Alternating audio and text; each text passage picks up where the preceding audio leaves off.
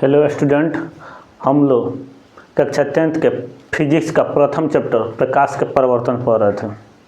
आज इसमें हम चिन्ह परिपाटी पढ़ेंगे। किसके बारे में चर्चा करेंगे? चिन्ह परिपाटी, यानी चिन्ह कैसा होगा, पॉजिटिव निगेटिव। देखिए, चिन्ह जानने से पहले कुछ शब्दावली हम जान लेते हैं। जैसे यू, जैसे समझिए कैसे, कोई बिंब है, ई क्या है? बिंब मतलब वस्तु। तो पोल से बिंब तक की, यानी यहाँ से यहाँ तक की दूरी को हम किस नाम से जानते हैं? समझे? तब बिंब से की दूरी, पोल से बिंब की दूरी को यू से लिखते हैं। किससे लिखते हैं? यू से। यानी पोल मतलब ध्रुव से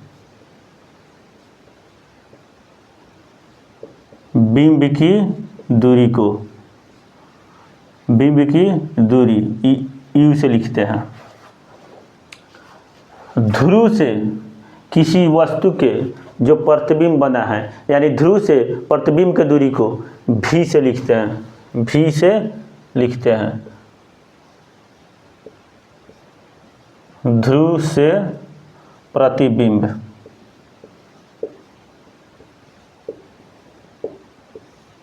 प्रतिबिंब की दूरी यू भी से लिखते हैं।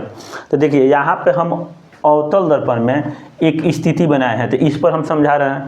देखिए, अवतल दर्पण में हम वस्तु को सी से परे रखे हैं, सी से परे रखे हैं। तो यहाँ इसका, जैसे ए बी वस्तु हुआ यानी बिंब हुआ, तो इसका प्रतिबिंब बी डैश ए डैश ई हुआ, प्रतिबिंब बन रहा है, प्रतिबिंब बन रहा है। बात समझे? वस्तु को हम रखे हैं सी से परे, ई हो गया सी यानी वक्रता केंद्र है, ई हो गया एफ फोकस बिंदु। तो वस्तु को जब हम सी से परे रख रहे हैं तो प्रतिबिंब इसका सी और एफ के बीच में बनता है। ई हम अवतल दर्पण के जब विभिन्न दूरियों पर रखे गए बिंब का प्रतिबिंब कहाँ बनेगा उसमें हम पढ़ा दिए हैं। तो इसमें से एक स्थिति हम लिए हैं। तो वही हुआ, ध्रुव से यानी पोल से, ध्रुव को पी से लिखते हैं, अब बिंब के दूरी को यू से लिखते हैं, और ध्रुव से प्रतिबिंब के दूरी को भी से लिखते हैं। क्या लिखते हैं? भी से लिखते हैं। उसके बाद ध्रुव से आप फोकस के बीच की दूरी को फोकस दूरी कहते हैं, जिसको छोटा एफ से लिखते हैं। छोटा एफ से किसको लिखते हैं? फोकस दूरी को, फोकस दूरी। बात समझे? ये हो गया फोकस दूरी। उसके बाद प्रतिबिंब के हाइट को, प्रतिबिंब के हाइट को एच से लिख सकते हैं। किससे लिखेंगे? एच से हम लिखेंगे। प्रतिबिंब बोल दिए जी, बिंब। क्या बोले? बिंब। ये हमने बिंब नहीं लिखे हैं, बिंब की दूरी का हाइट को, यानी बिंब कितना लंबा है, इसके हाइट को एच से लिखेंगे, छोटा एच।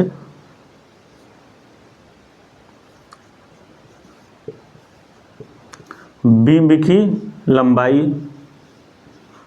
या ऊंचाई कहिए, यानी बिंब कितना लंबा है या ऊंचाई कहिए। वहीं जब प्रतिबिंब बनेगा तो इसका हाइट h होगा, तो h डैश लिख दिया जाएगा। h डैश हम लोग लिखते हैं इसका। तो ई हो गया प्रतिबिंब। क्या हो गया? प्रतिबिंब की लंबाई, प्रतिबिंब कितना लंबा है। बात समझे? तो ई तो शब्दावली हो गया। अब हमको पढ़ना था चिन्ह परिपाटी। क्या पढ़ना था? चिन्ह परिपाटी, यानी ई जो दूरी होगा, जैसे यू के मान कब निगेटिव होगा, कब पॉजिटिव होगा, भी का मान कब निगेटिव होगा, कब पॉजिटिव होगा, उसी तरह एफ का मान कब निगेटिव होगा, कब पॉजिटिव होगा। एच कब पॉजिटिव होगा, कब निगेटिव होगा, एच डैश यानी प्रतिबिंब की लंबाई यानी हाइट कब पॉजिटिव होगा और कब निगेटिव होगा। तो यहीं पर पढ़ना है, क्या पढ़ना है, यहीं लंबाई की जगह पर क्या लिख दीजिए, ऊंचाई लिख दीजिए। ऊंचाई ये मतलब इसका क्या समझ रहे हैं, ऊंचाई से यानी प्रतिबिंब कितना ऊंचा है।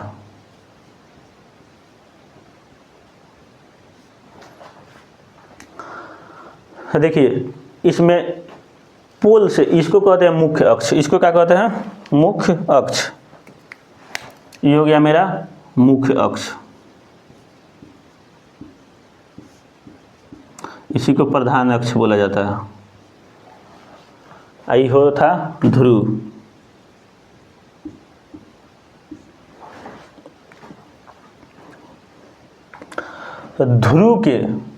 ध्रुव के दाहिना, जैसे ध्रुव के दाहिना जितना आएगा मान, जो रहेगा वो पॉजिटिव में रहेगा, बात समझे।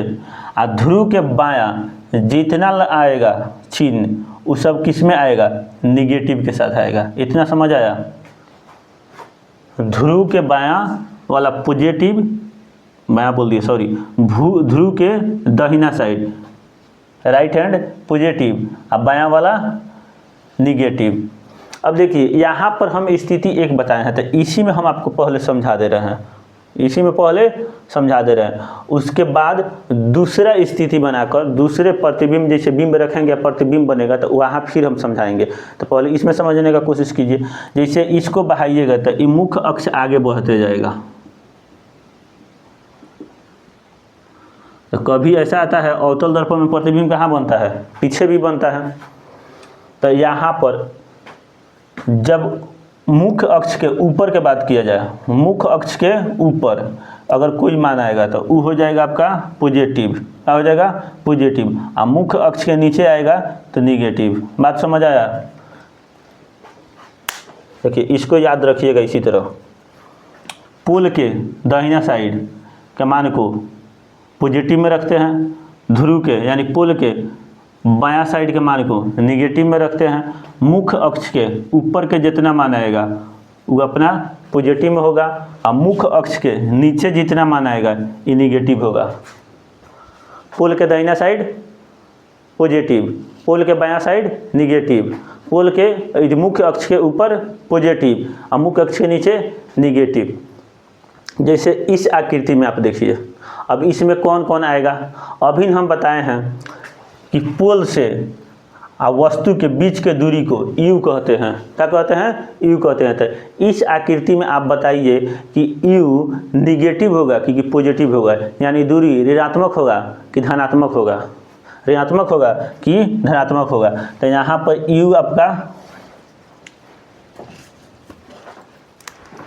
इस आकृति में यू क्या हो जाएगा, ऋणात्मक। यू का मान ऋणात्मक होगा, यानी बिंब की दूरी। इसमें जो फिगर प्रतिबिंब बना है इसका ई हो गया भी, पोल से अब प्रतिबिंब तक के भी हो गया दूरी। तो यहाँ भी की कैसा होगा, ये भी पोल के इधर दूरी है, पोल से इधर हम बढ़े हैं। तो ई हो गया हमारा, ए भी ऋणात्मक आएगा, ए भी क्या हो जाएगा, नेगेटिव आएगा। एफ देखिए, एफ मेरा यहाँ से यहाँ है, यानी पोल के इस साइड हो रही है, पोल के बायां साइड है। इधर जैसे हम खड़ा होंगे तो इधर क्या होगा, बायां होगा, इधर वाला दाहिना। तो पोल के बायां है, तो यहाँ एफ भी क्या हो जाएगा, निगेटिव होगा। एफ का हो जाएगा निगेटिव। अब इसमें देखिए एच, इसमें देखिए एच, एच देखिए मुख्य अक्ष के ऊपर है, यानी बिंब के ऊंचाई को किससे कहते हैं, एच कहते हैं। आप प्रतिबिंब के ऊंचाई को एच डैश लिख देते हैं। तो यहाँ पर एच जो होगा ये पॉजिटिव होगा, एच का हो जाएगा पॉजिटिव, यानी मुख्य अक्ष के ऊपर है, मुख्य अक्ष के ऊपर है, तो ये हो जाएगा पॉजिटिव। एच डैश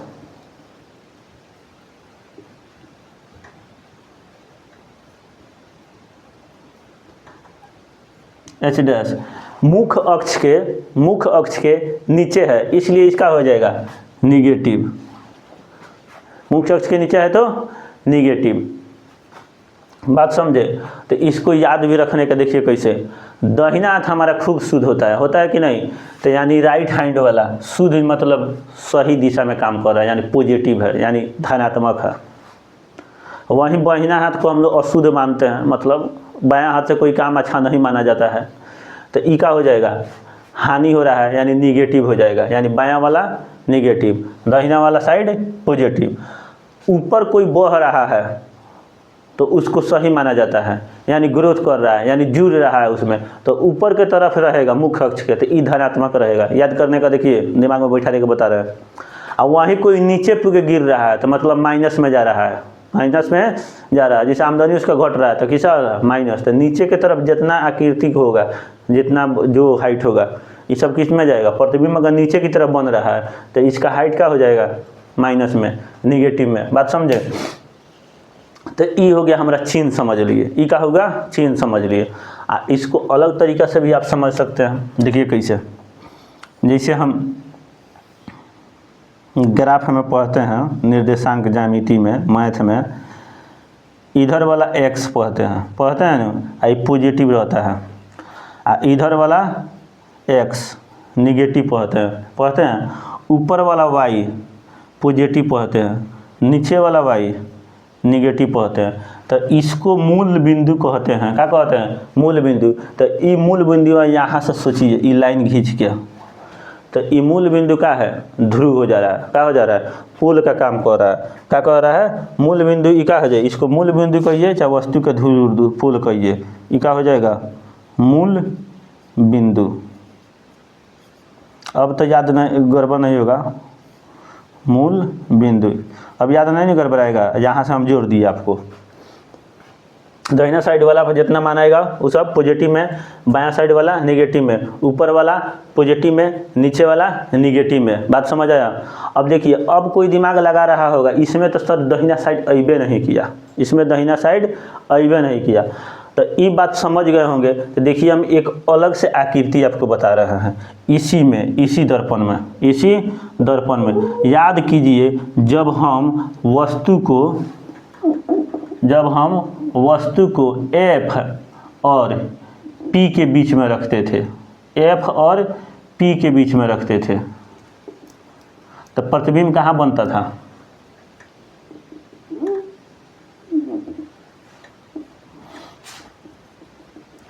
तो इधर वाला हम लिखे थे निगेटिव वाला मान, जैसे दाहिना साइड वाला निगेटिव हो जाएगा।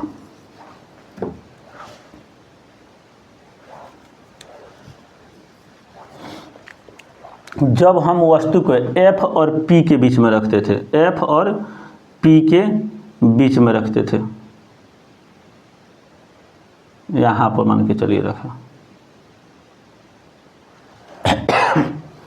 तो इससे जाति समानांतर किरणें दर्पण पर जाएगी। परावर्तन के बाद ई F से होकर गुजरेगी। कहाँ से होकर गुजरेगी, F से होकर गुजरती थी ना। एक किरण को C के सामने गुजारा जाता है। कैसा गुजारा जाता है, C के सामने। 4 को स्थिति बताए थे, जिसमें हम बताए थे अगर C से गुजरना इजी है तो C से गुजारिएगा आप।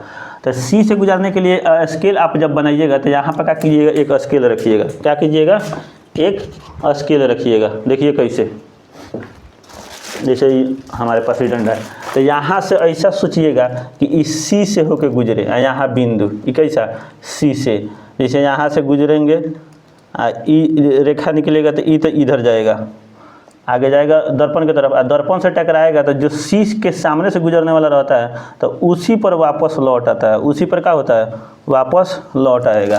तो जाएगा इधर दर्पण की तरफ, फिर लौटेगा इसी पथ पर। अब देखिए, ई आगे कहीं कटने वाला नहीं है, इधर जाइएगा तो ये फैलते जा रहा है। क्या होते जा रहा है, फैलते जा रहा है। तो इसको जब इधर दर्पण के पीछे मिलाइएगा तो ये इस तरह चल जाएगा दर्पण के पीछे, और इसको भी मिलाइएगा तो आगे बढ़ते जाएगा। तो देखिए, किसी न किसी बिंदु पर कट कर रहा है, कट करते हुए मालूम पड़ेगा, कट करते हुए मालूम पड़ेगा। तो इसका प्रतिबिंब ई हुआ, इसका प्रतिबिंब कौन हुआ, ए हुआ।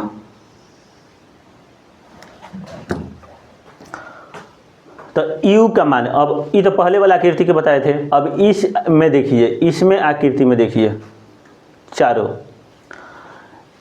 यू होता है पोल से यानी ध्रुव से वस्तु की दूरी, तो ई ध्रुव हो गया, ये हमारा क्या है, वस्तु है, ये हमारा क्या है, वस्तु है, क्या है, वस्तु है। तो यहाँ से यहाँ तक ये जो दूरी हुआ ये हमारा यू हुआ, क्या हुआ, यू। यू जब पोल से बायां तरफ है तो ई निगेटिव होगा, क्या हो जाएगा, यू निगेटिव वैल्यू में आएगा। अब प्रतिबिंब की दूरी पोल से प्रतिबिंब तक के माना जाता है, तो यहाँ से यहाँ तक ये प्रतिबिंब होगा, क्या हो जाएगा, प्रतिबिंब। तो देखिए पोल से यानी ध्रुव से दाहिना साइड में है, तो यहाँ भी का मान, भी प्रतिबिंब की दूरी को किससे दिखते हैं, भी से, तो भी का मान पॉजिटिव होगा। अब बात समझ आया, पहले वाला में प्रतिबिंब इधरे बन गया था, तो प्रतिबिंब का भी दूरी किस में आ रहा था, निगेटिव में आ रहा था, लेकिन अभी प्रतिबिंब दर्पण के पीछे बना है यानी पोल के दाहिना तरफ बना है, तो यहाँ प्रतिबिंब कैसा हो जाएगा, प्रतिबिंब की दूरी पॉजिटिव हो जाएगा। बात समझे। अब आइए एफ के बारे में सोच रहे हैं, फोकस बिंदु और पी के बीच के दूरी को, ये हो गया फोकस और पी के बीच के दूरी को, फोकस बिंदु और पी के बीच के दूरी को, तो ये यहाँ से यहाँ तक दूरी होगा, इसको छोटा एफ कहते हैं यानी फोकस दूरी कहेंगे। तो फोकस दूरी जब यहाँ से यहाँ तक दूरी हो रहा है, तो ये देखिए पोल से बायां तरफ हो रहा है, पोल से बायां तरफ हो रहा है, तो इस कारण यहाँ फोकस एफ क्या हो जाएगा, निगेटिव हो जाएगा, एफ का हो जाएगा, निगेटिव हो जाएगा। अब हम देखिए एच देख रहे हैं, एच होता है बिंब की ऊंचाई, बिंब की ऊंचाई यानी वस्तु के ऊंचाई, तो हमारा वस्तु यही है, हमारा वस्तु कौन है, ई है। आई देखिए मुख्य अक्ष के ऊपर है, तो इसका मान किस में आएगा, पॉजिटिव में आएगा, किस में आएगा, पॉजिटिव में आएगा। एच डैश प्रतिबिंब की ऊंचाई होता है, किसका ऊंचाई होता है, प्रतिबिंब के, तो यहाँ देखिए मुख्य अक्ष के ऊपर ही प्रतिबिंब बना है, मुख्य अक्ष के ऊपर ही प्रतिबिंब बना है। ये अलग बात है, हम बता दर्पण के पीछे जो प्रतिबिंब बनता है आभासी मिलान से बना है, तो ये आभासी प्रतिबिंब होगा, वो अलग बात है। अभी नहीं क्या बना है, ऊपर बना है, तो मुख्य अक्ष के जैसे ऊपर बनेगा, वो दर्पण से पहले हो अच्छा दर्पण के पीछे हो, ऊपर अगर है ये मुख्य अक्ष है, इसके ऊपर है तो ई पॉजिटिव, अगर ये मुख्य अक्ष है और इसके नीचे है, इसके नीचे है, तो उसका हाइट ऊंचाई किस में मानेंगे, निगेटिव, और ऊपर है तो पॉजिटिव यानी धनात्मक, और नीचे है तो ऋणात्मक। तो यहाँ प्रतिबिंब देखिए इसका भी ऊंचाई कहाँ है, ऊपर की तरफ है, प्रतिबिंब ऊपर है, तो ये भी किस में आ जाएगा, पॉजिटिव। अब समझ आया अंतर निगेटिव पॉजिटिव की कैसे हमको चूज करना है, बात समझे। तो यही, तो देखिए इसका इस तरह भी क्वेश्चन आ जाता है एक नंबर में, जैसे मुख्य अक्ष के ऊपर की ऊंचाई का मान धनात्मक होगा कि ऋणात्मक होगा। अगर मुख्य अक्ष के नीचे कोई प्रतिबिंब बना है तो उसका ऊंचाई धनात्मक होगा कि ऋणात्मक होगा, तो आप बता सकते हैं मुख्य अक्ष के जैसे ऊपर रहेगा तो धनात्मक और नीचे रहेगा तो ऋणात्मक। पोल के दाहिना तरफ के वैल्यू का मान, जो भी वैल्यू रहेगा उसका मान धनात्मक होगा कि ऋणात्मक होगा, तो कैसा होगा, धनात्मक। वहीं बायां तरफ वाला है ऋणात्मक। तो इस तरह का क्वेश्चन आ जाएगा। इसका सबसे ज़्यादा यूज आपको न्यूमेरिकल बनाने में होता है, जो इस चैप्टर में हमको पढ़ना है, लास्ट में न्यूमेरिकल हम आपको बताएंगे, तो वहाँ यूज होगा। तो अभी हम लोग चिन्ह प्रपाटी के बारे में समझे। अब इसके आगे हमको आवर्धन समझना है और दर्पण सूत्र पढ़ना है, आवर्धन समझना है और दर्पण सूत्र पढ़ना है, जो हम नेक्स्ट वीडियो में बताएंगे आपको।